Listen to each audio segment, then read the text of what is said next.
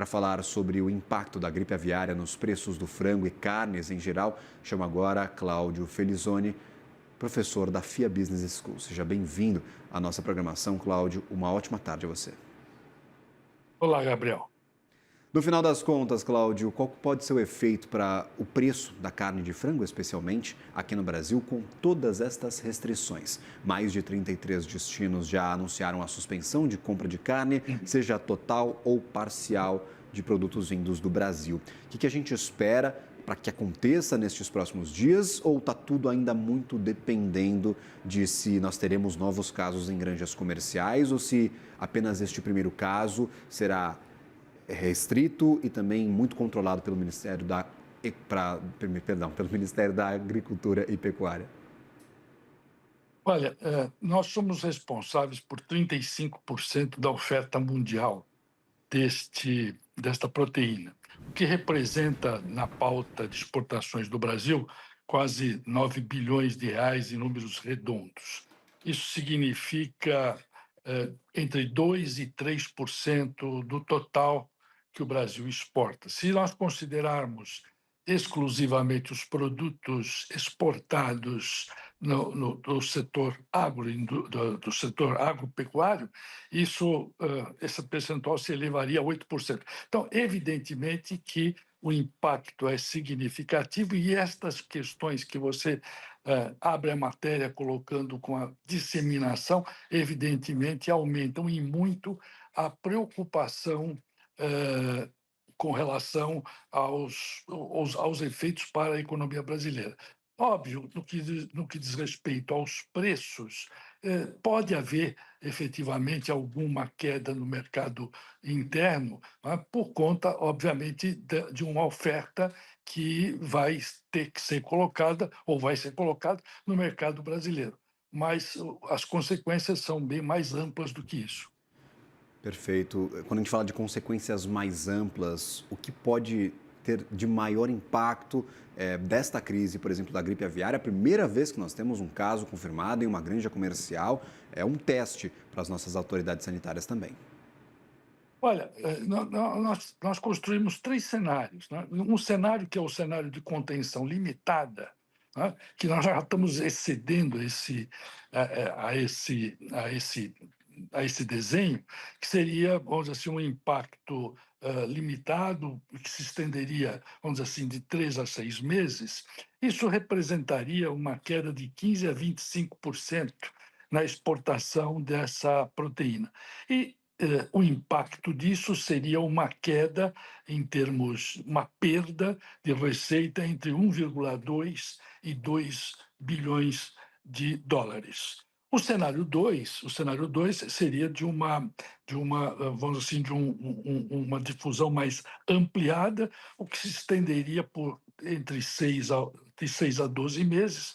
Isso teria um impacto de 30 a 50% das exportações da referida proteína e implicaria numa perda em termos de valor de 2,4 até 4,5 bilhões de dólares. E o cenário mais grave, né, seria, vamos dizer assim, de um bloqueio amplo, né, um embargo total, uma queda de aproximadamente 70% das exportações deste tipo de carne, e a perda associada a uma situação como essa poderia chegar a uns 6 bilhões de dólares. É importante lembrar que nós temos, vamos dizer assim, para uma queda de 1%, né, nas exportações de carnes de frango, você tem uma redução de aproximadamente 0,2 a 0,25% no PIB do setor agrícola. Perfeito. Professor, o que poderia nos levar a estes cenários mais pessimistas, de uma restrição por um longo período de tempo? Até agora, temos um caso confirmado em uma granja comercial e um caso confirmado em uma criação para subsistência. O que poderia nos encaminhar para estes cenários mais restritivos? Olha, economia não é uma ciência exata, é uma ciência social, né? As pessoas agem em função de emoção e razão, é um combinado. E os estudos mostram claramente isso. Quando nós olhamos, por exemplo, o Covid-19, né, houve uma queda no índice de Standard Poor's de 34% em apenas 23 dias. E alguns estudos acadêmicos mostram que 60% é exatamente uma reação acima do que efetivamente seria a situação real. Um exemplo também interessante na mesma direção é aquele que mostra o H1N1 no México, né? O impacto efetivo dessa doença foi 9 vezes maior do que, vamos dizer assim, os dados reais poderiam sugerir. Portanto, a sua pergunta ela é respondida em função de como essas reações vão se dar, inclusive do ponto de vista emocional, e como reduzir isso com maior transparência, com maior clareza, com mais velocidade, de modo a diminuir essa dissonância, de modo a diminuir, vamos dizer assim, as preocupações que são preocupações descabidas, mas que fazem com que as pessoas, os agentes econômicos, tomem decisões cautelosas em relação aos produtos exportados pelo país. Parte do setor produtivo, professor, está mais otimista com esta retomada rápida, célere das exportações por conta deste número que o senhor nos trouxe no começo da nossa conversa. 35% da carne exportada, do excedente que roda no mundo, vem do mercado brasileiro. Isso seria um fator que agilizaria a retomada do nosso mercado? Ou essas questões emocionais, o impacto que nós vimos, por exemplo, recentemente nas culturas norte-americanas por conta da gripe aviária, que gerou bastante desconforto nos consumidores. Isso poderia, talvez, camuflar um pouco, distorcer um pouco o efeito dessa necessidade que os países têm de importar carne de frango brasileira. Sem dúvida, quer dizer, o tamanho da exportação brasileira, vamos dizer, a participação que o Brasil tem nesse mercado, dá alguma segurança a respeito de como essas coisas vão se desdobrar no futuro imediato. Entretanto, a difusão das notícias e como essas notícias vão ser interpretadas e decodificadas pelos agentes econômicos é alguma coisa incerta.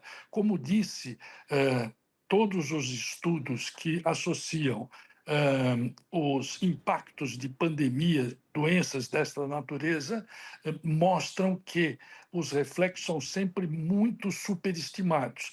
Então, a maneira, o remédio que poderia ser administrado em situações como essa sem dúvida, são transparência, informações precisas, de modo a mitigar esses impactos que são associados às ações puramente emocionais. Perfeito. Há essa percepção também de que aqui internamente no Brasil a gente tenha um impacto para preços da carne de frango por conta do excedente que não vai ser exportado, pode ficar aqui no mercado. Mas por ser uma cultura muito rápida, de alguns meses apenas para que nós tenhamos a produção da carne, a produção dos ovos, isso pode se ajustar e este efeito, por exemplo, sobre os preços aqui no Brasil, por conta de todo este excedente, não ser um efeito duradouro, professor? Exatamente. O que tem mostrado é que, em outras situações como essa, esses excedentes que, que eram colocados anteriormente no mercado internacional e que são por razões de obstáculos às exportações, são redirecionados para o mercado interno, têm um impacto de curto prazo, mas que rapidamente acabam sendo mitigados exatamente porque esses produtos se ajustam, ou seja, a demanda e a oferta acaba se ajustando às condições de mercado. Não há dúvida de que a carne tem um impacto importante no índice de preços ao consumidor, e este reflexo vamos dizer assim, de uma redução dos preços da carne também vai afetar outras proteínas que acabam sendo impactadas ou há uma pressão de preços, de redução de preços sobre outras carnes, mas isso tende a ser alguma coisa temporária. Perfeito. E aí, por exemplo, só para a gente encerrar a conversa, professor, para a gente encerrar este bate-papo, eu gostaria só de entender rapidamente o que nós temos, por exemplo, sob estudo agora, sob foco de atenção. São estes novos casos ainda em exames laboratoriais? Um novo caso seria a pior notícia possível neste momento que nós estamos vivendo da gripe. Todo novo caso é uma pior notícia, sem Perfeito. dúvida nenhuma.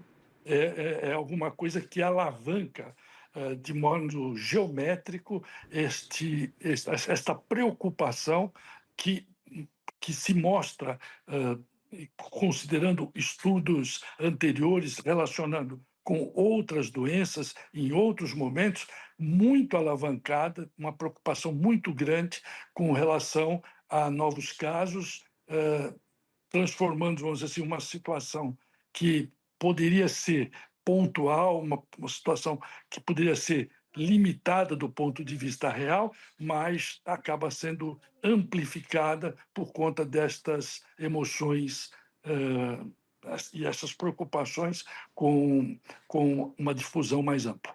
Muito obrigado, professor, pela ajuda em entender esta questão e quais os possíveis impactos neste cenário, nestes cenários vários que o senhor nos traz, alguns um pouco mais pessimistas, vamos ter que aguardar. O tempo vai ser fator primordial para entendermos essa crise. Obrigado pela participação, um ótimo dia Eu ao que senhor. agradeço.